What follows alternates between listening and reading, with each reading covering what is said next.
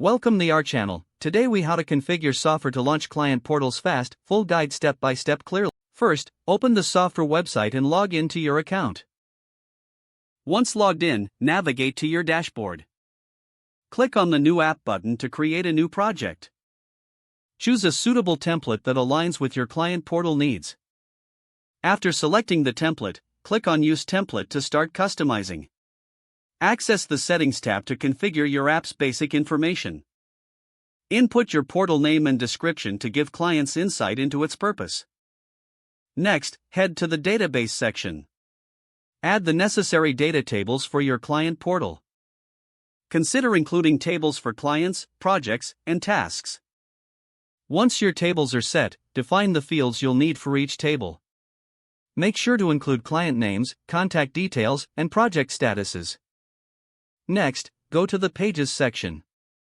Create a new page dedicated to the client portal. Utilize the drag-and-drop interface to design your portal layout. Add elements like text blocks, images, and buttons as necessary. Ensure you include a login area for clients to access their accounts. Now, return to the Data tab to manage permissions for different user roles. Set access levels for clients versus administrators. In the settings, configure the client registration process as needed. You can either allow self-registration or manually add clients. Proceed to the Design tab to personalize the appearance of your portal. Select colors, fonts, and styles that reflect your brand identity. Preview the changes made to ensure everything looks professional. Once satisfied with the design, go to the Publish section. Choose a suitable domain name for your client portal. Review the final settings to confirm everything is configured correctly.